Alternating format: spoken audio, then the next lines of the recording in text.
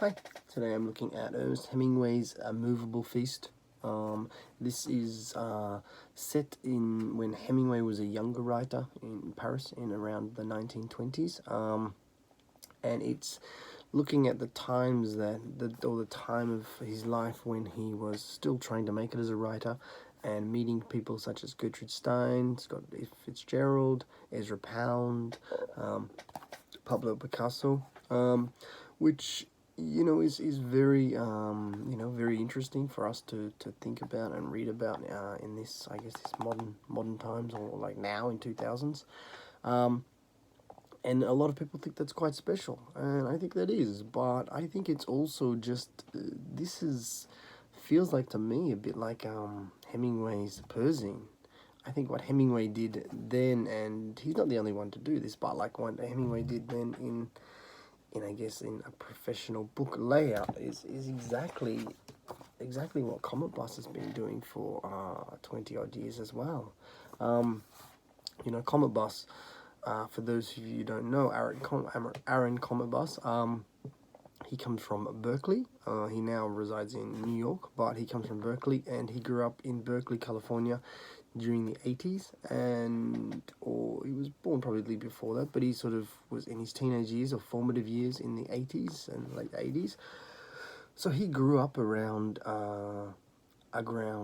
Billy Joe, or in the punk scene there, Rancid, Green Day, Operation Ivy, bands like that. And what he did is he kept a Perzine going, and he would just talk about his life and around his friends, and then in the end, or by happenstance, his friends were Green Day, and were Rancid and Operation Ivy, and the Lookouts, and all of that that Gilman Street sort of scene.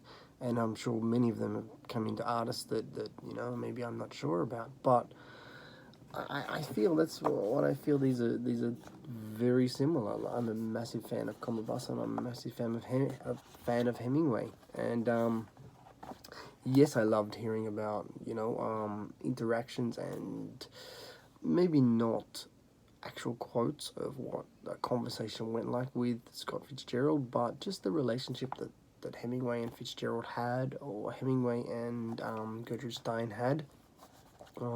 Recently, I also just watched Midnight in Paris, which is basically almost or somewhat a bit of a movie version of this, sort of, but not really. But you get a lot of the it's the same feeling, and you get a lot of the same characters.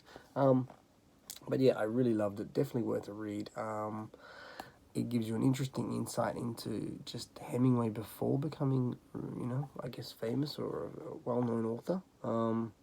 Talks a lot about how he worked hard at just cafes by himself, and how he put a bit of a network, or he met some people, other creatives, and he built a bit of a network around himself, or around himself, to be able to meet up with other creatives in the evenings or when there was spare time.